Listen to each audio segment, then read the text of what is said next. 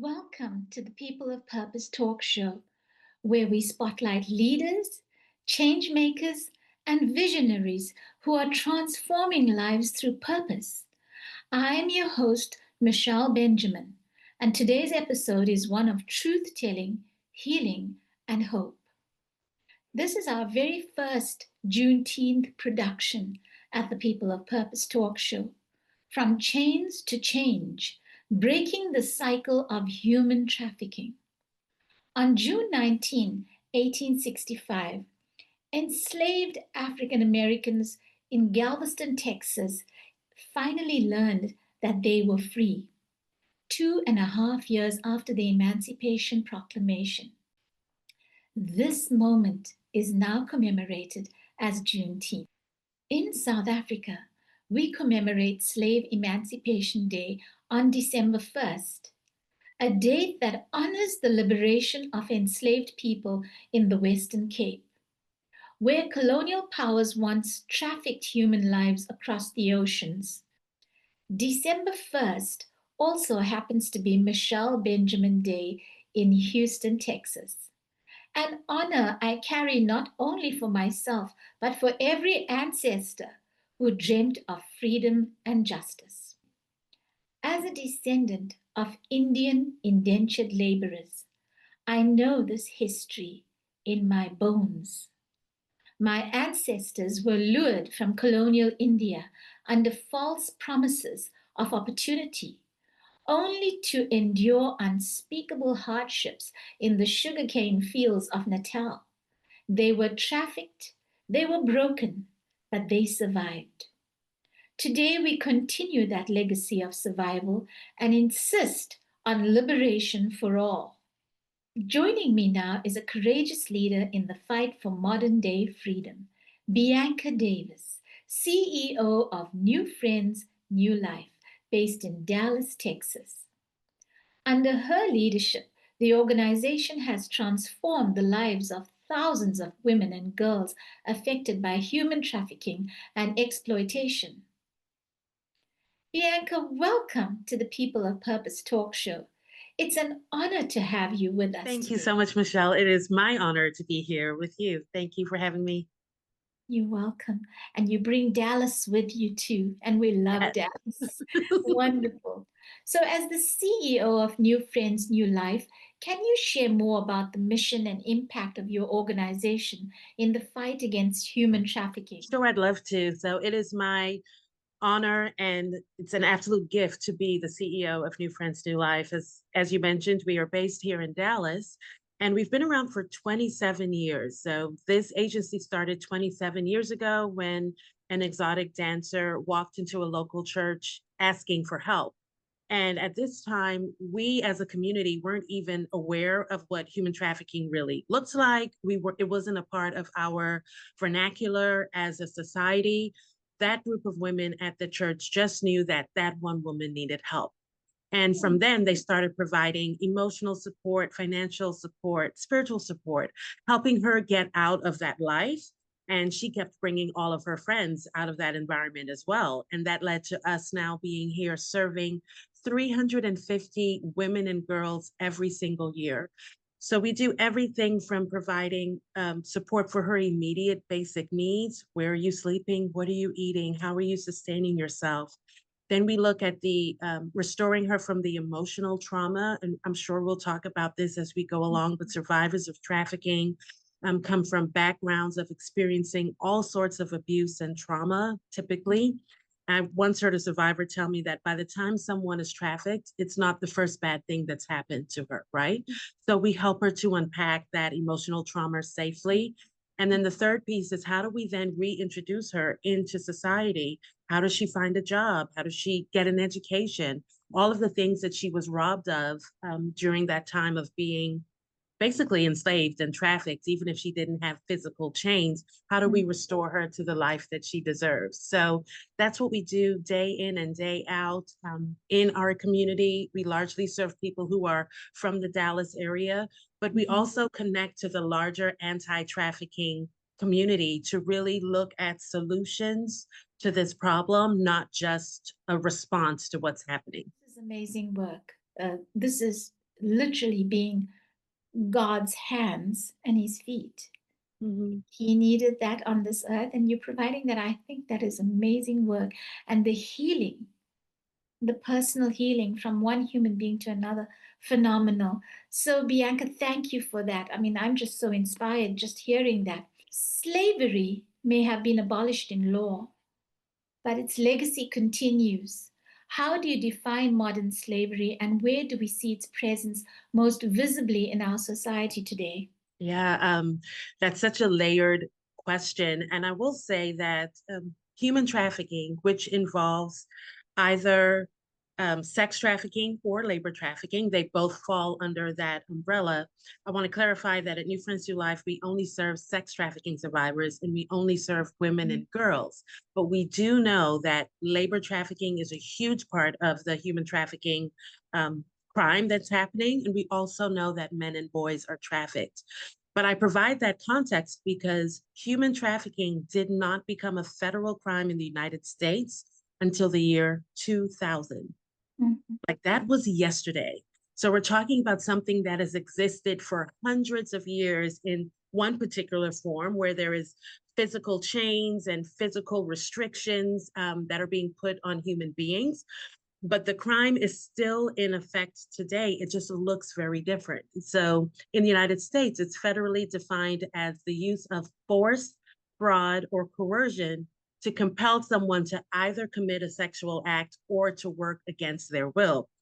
But when we think of human trafficking, we still resort to the more typical or traditional forms of slavery. So people will say, well, if I haven't been kidnapped or I haven't been chained in a basement or if I haven't been moved from one place to another, then I'm not a victim of human trafficking.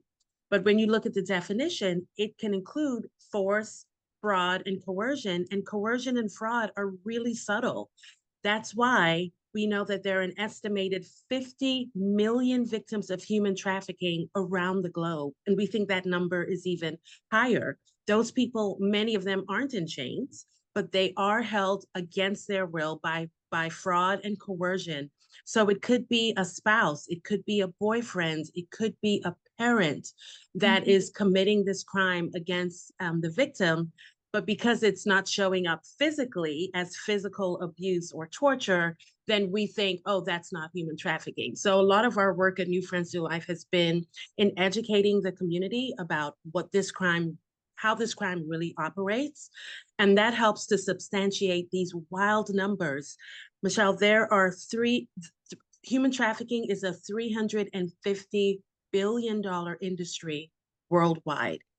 It is the second largest and fastest growing criminal enterprise behind the drug trade, with 50 million victims around the world. And so we are sharing that message about the global impact of trafficking, but also how it looks in the United States, because in the mhm, US, it's much less of the physical kidnapping, stranger danger, trafficking, and it's mhm, more so someone that you know and love that is mhm, exploiting your vulnerabilities mhm, and forcing you into that situation. So if there is a 14-year-old girl who doesn't feel loved at home or is growing up in a background of poverty, mhm, the mhm, trafficker is going to show up as a knight in shining armor and say, I can fix this for you. Your parents don't love you, but I do. And he lures her into this industry. So it shows up very differently, but the impact is still as traumatic and as damaging as it was 400 years ago. So that's what we're up against today. Wow, great work on your part. So, how do you actually empower communities to work at Mhm. this and to help people? Yeah, so I think it's a couple of things. One, it's the education. So, as Mhm, we've talked about, getting people to understand how it's happening, because it's so easy to think it could never happen to anyone I know or love because we other the issue. We say it happens to other people in other places. mhm, So the education really changes that scenario and lets people know it's happening in your own backyard, in your neighborhood, in your community. So education is a part of it. I think the second piece too is developing that sense of empathy that what happens to one person affects all, and that it's not okay for it to happen to someone I know or love, but if it's happening to anyone, that's not okay. And here's what we're going to do about it. So a significant part of what we do is we work so hard to reintroduce survivors to the community. This is who it happens to. This is how it affects her life. And we connect the dots between being a victim of trafficking or exploitation and Mhm, having all of these other social ills, being impacted by all these other social mhm, ills. So, mhm, poverty, lack of access to education, domestic violence, childhood sexual abuse, these big, heavy human issues are mhm. just another layer that is Okay. impacting the life of a trafficking victim. So, creating that sense of empathy and educating the community is how we create that desire that inspires people to do something about it. So we know that you just work with women. Women So and girls. Uh-huh. women and girls. So what was the youngest girl you've ever worked with? So I've been with the agency now for almost 7 years. And I remember the youngest girl that we served was a 10-year-old Oh who my. was literally sold by her parents. They had a Oh, drug habit and wow. sold their 10-year-old daughter. So our program is designed for women and also youth ages 12 to 22. But that 10-year-old, she will always sit in my heart and in my mind because of that type of violation. And you think of the betrayal. If you're not safe at home, where else can you be safe? Where else can you Right. be? She had nowhere else to go. Wow. And so 10 years old. How do you deal with your work once you get home? Because I mean, that that's pain you just spoke about. yeah, it's so heavy. And sometimes, depending on the day you ask me, I'm like, some days I feel like I handle it well, and other days I'm like, this is a lot, right? But one Mhm, of the things that sustains me is mhm, the hope and the progress of the women and girls we serve. So if you were ever in our office, it mhm, looks like any other counseling center where people are showing up to achieve their dreams, right? Because we have an mhm, on-site school where women can prepare for their GED and other training sessions. We mhm, have a legal advocacy clinic on site where she can meet with an attorney. She's meeting in group counseling sessions. So outwardly, it looks like people that are just moving forward in life. And I think it's mhm. so important. You would never know the level of trauma that's being addressed in this building.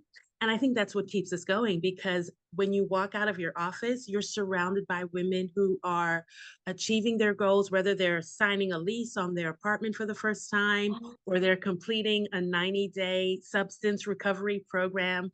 So Wow. that keeps me really excited and positive. And also, I have an amazing team of counselors, and they're the ones that are hearing those hard stories and helping the women navigate their therapeutic process. And so Mhm, I have a different vantage point. I am sharing the successes and making sure that our team has the resources that they need to provide the work. And so I get to see the positive outcomes, and that just inspires me to no end. I remember one time I walked out of my office coming from a meeting, and one of our members, she was just standing there and she just shoved a certificate in my face and she was so proud. And I'm like, what's this?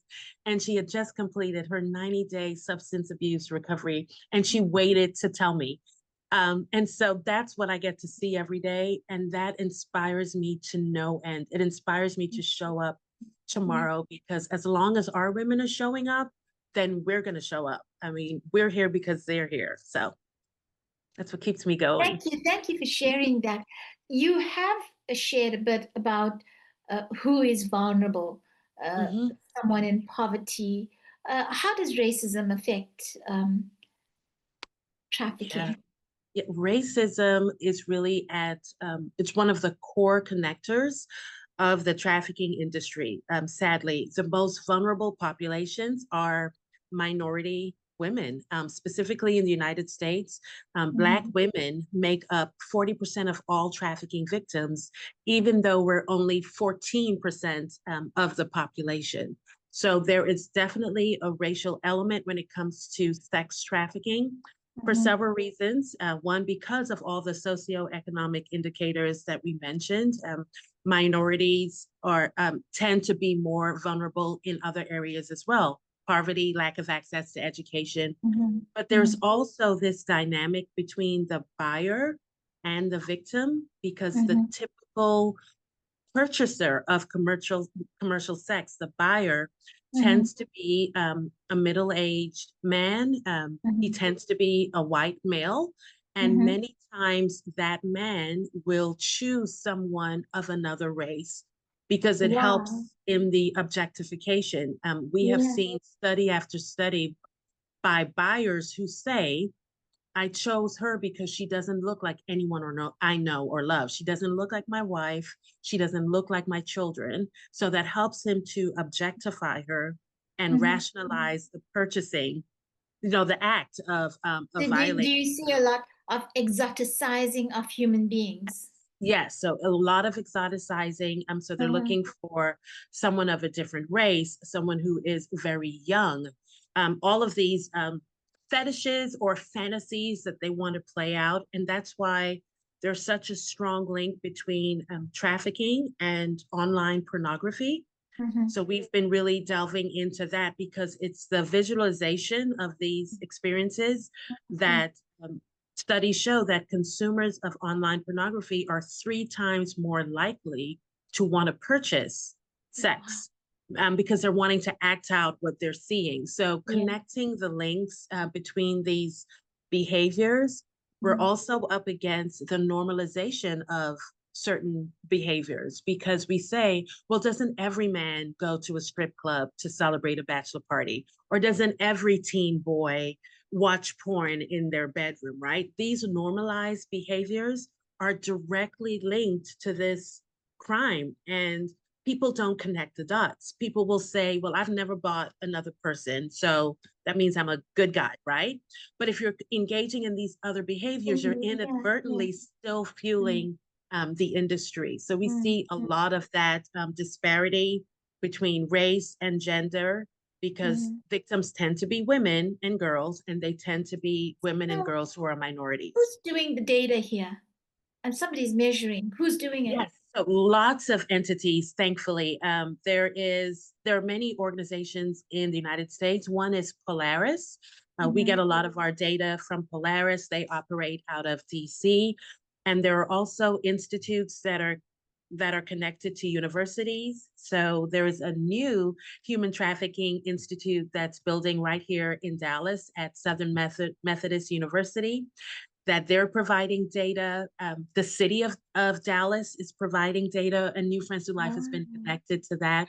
So So are each you city is obviously doing sharing? Are you sharing with the whole country?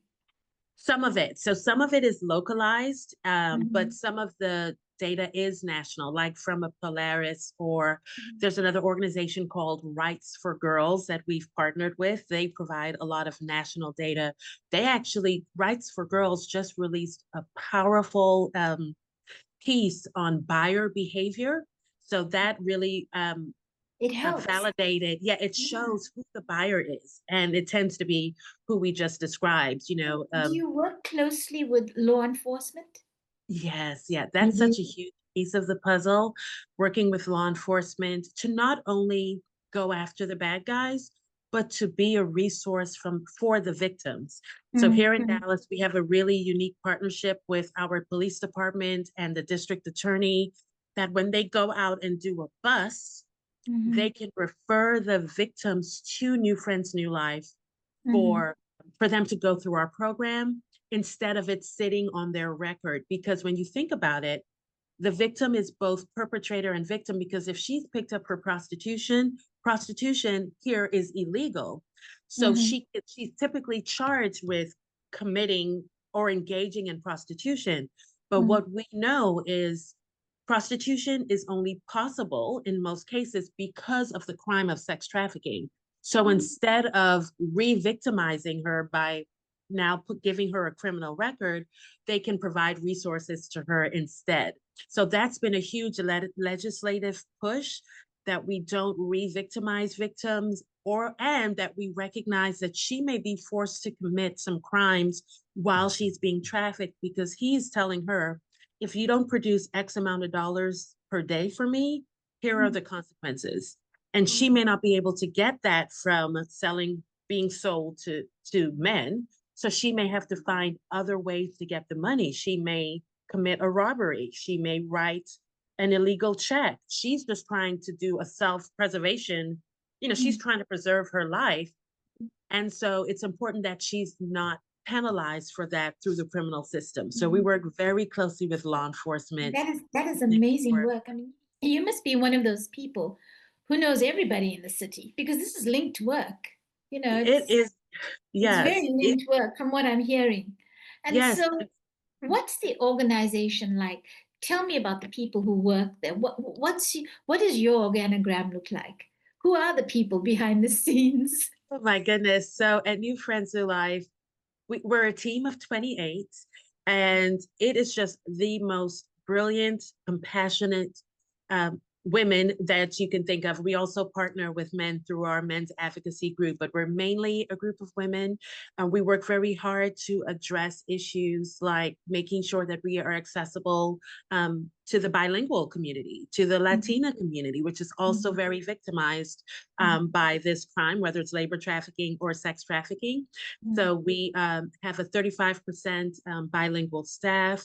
But there's just this sense of understanding that no one agency can do everything, right? As you just described, it takes such a network.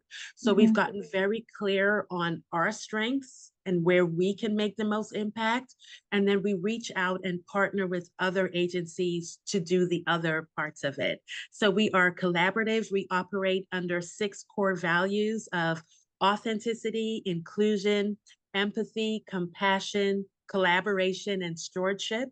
And we commit to ourselves that when we're in these 4 walls, whatever is going on externally, whether it's political or racial, whatever society is dusting up about, that once we are in these 4 walls, we will operate under our core values and commit to serving the women and girls that walk through our door. And I tell our team to envision that every woman is wearing a sign around her neck, and that sign asks a question. And that question is, are you for me or not? Because her life has been filled with people who have disappointed her, who have violated her, and she needs to know, is it different here? Are you for me or not? And everything we do attempts to answer that question. Yes. Freedom is more than the absence of chains. What does true freedom mean to you and the women and youth you serve? Oh, I think freedom means that you have the ability to live the life you want to live, to chase every dream without fear of being restrained, without fear of being abused, without fear of being denied. It's choice. Freedom is choice. And when it comes to human trafficking, it's especially sex trafficking, where it looks like someone is working on a corner, or she's in a strip club, or she's escorting, like all of these words that we use to describe the fact that she's being forced to do this. Sometimes we assume that this is just a woman who made bad choices, or she's just a runaway girl that made a bunch of bad choices. But we know that victims of trafficking are actually there because they are absent of choice. They do not have choice. It's actually the absence of choice that leads her down this path. And so freedom is the restoration of choice for her to live the life that she wants. And our vision statement at New Friends New Life is that we are creating a community where women and girls can soar above the limits of their past to achieve their dreams. And that's what freedom sounds like. Beautiful. So for you in your life, for the life you've lived, how has freedom played out for you? I think I was born and raised in the Bahamas, right? And I live in the US now, but the older I get, the more I value where I was raised, right? So in the Bahamas, everyone who has ever achieved anything looked just like me, right? Whether it was the prime minister, the doctor, the attorney, anyone who has achieved anything looks like me. And so coming to the United States and coming into this nonprofit work, that foundation has been so important because I walk into so many circles where I'm the only one who looks like me, or I'm the only one that's doing this particular thing. And Mhm. so freedom shows up for me in just the understanding that there are no limits on what I can achieve. And that Mhm. has been instilled in me from the day I was born, right? And Mhm. so Mhm. that has shown up and has expressed itself throughout my career and throughout my personal life. I take that with me that if I set my mind to something, there is a door that can open and that will allow me to express myself in that way, free of fear of Beautiful. abuse, neglect, or Mhm. denial. Mhm. Beautiful, beautiful. So, how important is community in the restoration journey? What Mhm. roles do local churches, schools, or businesses play in supporting survivors? Yeah, it's critical that wherever a survivor turns, she gets the same response, right? Because some may go to her church. Some may go to church and say, "Hey, I need help." She needs Mhm. to feel that help is possible and restoration is possible. When she goes to the legal system, whether it's to report her trafficker or because she is being um, picked up for a crime, she needs Mhm. to know that restoration is possible. When it comes to corporate America, she needs to know that she can still be hired, even though she has gaps in her work history or a limited education, because corporations are understanding of her journey and are willing to give her a second chance. So it's important that whether it's the courtroom, the boardroom, the classroom, any industry, that she gets the same response. And so that means we as an agency have to educate all those industries to know how do you respond to survivors of trafficking? How do you Wow. open a door for her so that she can move Mhm. forward? So we do a ton of work locally with the airline industry, hotels. We are in schools. We work with the law enforcement. Mhm. We partner with corporations because we need to make sure that she has the same answer wherever she turns. So it's so critical. We can't do this without community support. Yeah, so it's that co-joined synergy Hmm. you have going. Yeah. Amazing, absolutely amazing. So when we're out in public, in a public space, what are we Mhm. looking for? So very complex and layered. And we always say that it tends to be not just one thing, right? Mhm. So it tends to be a series of things. One thing I will say is pay attention to your intuition, just that sense of that we get that unfortunately society dims that a lot. Like we're trained and taught to not pay attention to that thing where you're just like, Mhm. that's something just doesn't feel right. But it's also Mhm. important to not focus on one thing. So if you are at an airport, for example, you're looking for a series of things. We tell flight attendants or ticket agents that if you see someone who is not dressed appropriately for the destination, if she has no luggage with her, if she's with someone and he has her identification, Whoa. she's not able to answer her own questions, she's not making eye contact. If there's a series of things that are showing up, then you should make that call, whether it's to, thankfully, a lot of the airports in the United States now have the National Human Trafficking Hotline, Mhm. information Mhm. posted everywhere. It's in the restrooms, it's by the ticket counters. So Mhm. it's paying attention to a series of things that look out of place and making that call. Mhm. We tend to let people know that it's not safe in many cases to approach because one, she may just lie because remember, she is trying to preserve her life. He has made all the threats. So even Mhm. if you go up to her and say, "Ma'am, are you okay?" She's like, "Of course I am. Get away," right? Mhm. She may Mhm. not be fine, but that's what she needs to say. So it's not safe to approach her. It's better to alert the authorities, whether that's the local on-site Mhm. establishment or the National Human Trafficking Hotline, which I love that resource because you can also text, you can call, and you just tell them what you're seeing. It's open 24 hours a day, Mhm. all around the country. Wow. So you're looking for things that are out of place. We also talk to parents because this is important. A lot of parents will say, obviously, if my child comes home to me every night, then she's fine. She's not in a trafficking situation. But that's not true because online grooming is where I was that's just going to ask about what that's about online? Yeah. online grooming. I remember a police officer told us, he said the most dangerous place for a child to be is in their bedroom with a cell phone. So this Mm, mindset that if my child is at home, that he or she is safe is not true. So our message to parents is to pay attention to signs as well. Does she have jewelry that you didn't purchase for her? Does she mm, have money that you didn't mm, give her? mm, mm, Does she have tattoos? Does she have older friends? Is she mm, spending all of her time online? You have to know who's communicating with her. I remember a couple of years ago during the pandemic, there was a middle school history teacher living in New York State, mhm. and he was grooming a 14-year-old girl in Tampa, Florida. Wow. Flies to Tampa, gets her to leave her parents' home, meet him at a hotel where he assaults her.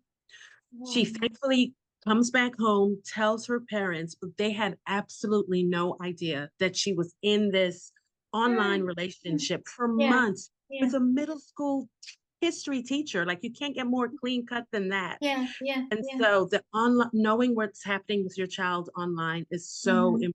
But also, is So she for responsible? parents, Mhm, because I actually watched um I watched your videos, and you were talking about I watched one of your interviews where you said that suburbs in Dallas are now vulnerable mhm, because the child may go on a date and never come back home. I mean, that's a perfectly normal thing for a youngster to go out on a date. So mhm. just talk more about that. Yeah, so it goes back to knowing that you may not see the typical physical signs, like she may not have bruises or she may not run away. She may even come home every night, but it doesn't mean that she's not in this very dangerous situation. So we Mm-hmm, can't assume that because you're not in the inner city surrounded by obvious crime, mm-hmm, that your child is not at risk. And that mm-hmm, the meetup, the time before she meets the trafficker is so critical. This online communication that's happening, as parents, we have to intercept it at that point because by the time she meets with him, it's often too late. There was a story, a couple of stories, sadly, out of Dallas, but there was one where um, she met up with the trafficker somehow. You know, they had had some previous communication, met up with her, and he immediately took her out of state, and she was immediately trafficked for multiple mm-hmm. days before she was found and rescued and brought back. And so there's She this came critical, back. She was yeah, saved. she was found. Yeah, the That's a good police. story. That's a Yeah, good that's a story. good But what story. happens in the case when you never hear from them again? Yes, it's so, I mean, disheartening and just Mhm. devastating to that family to know that you don't know where she is. And, as time goes by, the likelihood of her coming back continues to, Have you ever experienced any of those? the closest thing, a lot of what we see is they are still they're alive, they're present, they're just in that situation, thankfully. But I remember a few years ago, we had started seeing a young woman in our youth resource center. She was about 18. So she would come in for, support and counseling. And then she stopped coming. But because it was post pandemic, we just assumed, maybe she's gotten COVID, or maybe, there's a reason why she Mm, didn't show mm, up mm. until we were watching the news that night and her boyfriend, who was her trafficker, had killed her. Oh And no. it was absolutely devastating to us because we had been interacting with her, but it was such a reminder that we don't always Wow.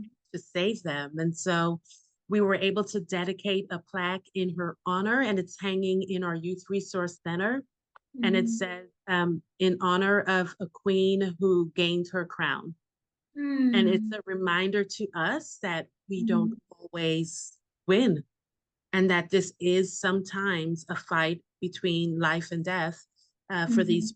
these victims of this crime. So that was the one of the most recent Wow, that's reminders. painful. That's really painful. Devastating. Wow. So your leadership is rooted in advocacy, justice, and compassion. What Mm. does purpose-driven leadership look like when confronting something as dark as human trafficking? Um, Purpose-driven leadership is a conviction Mm-hmm.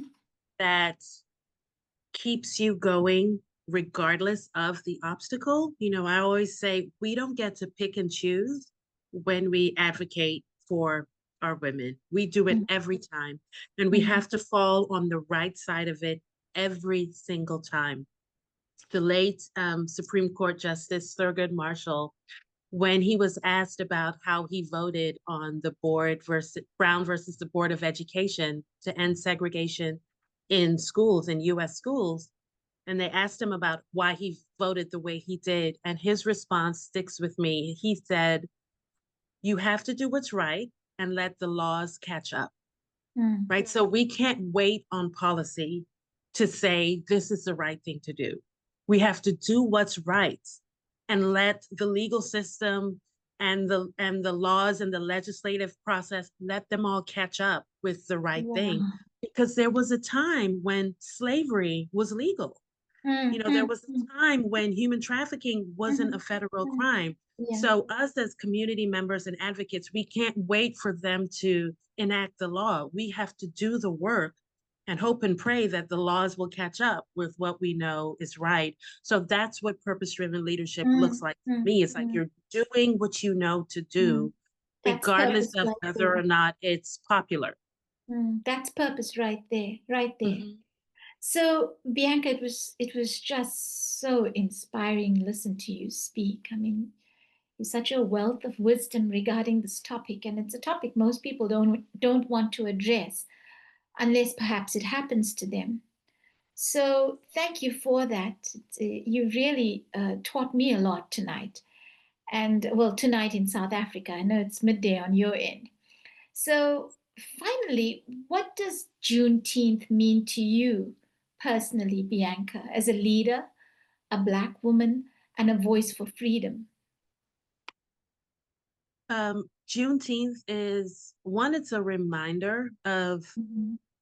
all that we as a people have been Mhm. able to overcome. It's a Mhm. reminder of the importance of community and communication. I think of how devastating it was to know that, you know, we were the last to know, you know, that, you know, this thing, here are the changes that were made and we did not know that. So it's a reminder of the importance of communication and community. And it's something that has changed in its celebration over the years. You know, there was a Mhm. period where if you weren't from Texas, like I didn't know about Juneteenth until I moved to Texas. So Okay. it's something that's a part, sadly, a part of the broader education. You know, even Mhm. people in the United States, if you're Mhm. not in Texas, a lot of times you didn't know about it. Mhm. So it's a reminder that we have to keep telling the stories to connect our history, to connect our journeys, to see how Mhm. far we've come. And then we also have to choose how we move forward because, you know, there was a season where Juneteenth then became you talked about and you know everyone's celebrating and you know Mhm. now we're stepping into a season where it's not as Mhm. recognized. There are threats to the recognition of the Yes, day. of course. So it comes Yes. back to this personal conviction of Mhm. how are we as individuals going to remember and commemorate that season and how you're going to Mhm. move forward. So it comes back to personal conviction, but it'll always be something that I think about and keep in my memory as we move forward in this fight. It's all about resilience and showing up every day and really celebrating how we're able to overcome and serve us in purpose in this world. Beautiful. And how do you spend the day with family and friends? So yes, it's going to be a quiet day. So we are closed. Thankfully, we've made the decision to close as an agency, and so I just have lunch actually with a friend. Bianca, thank you for your powerful presence, your deep compassion, and your unwavering commitment to justice. You remind us that freedom is not just something we remember, it's something we fight for every single day. To our global viewers, especially in the United States today, those of you who are celebrating Juneteenth, today's episode is more than a conversation. It's a historic moment. This is the first ever Juneteenth production of its kind to emerge from South African soil, honoring the shared legacy of enslavement, resistance, and liberation across continents. From Galveston, Texas, to Port Natal, now KwaZulu Natal, and the Western Cape of South Africa. Our stories are connected. Our freedom is intertwined. We remember the enslaved. We honor the indentured. And we stand boldly with survivors of modern day slavery. We say their names in love. And we walk forward in purpose. This has been the People of Purpose talk show, Juneteenth Special.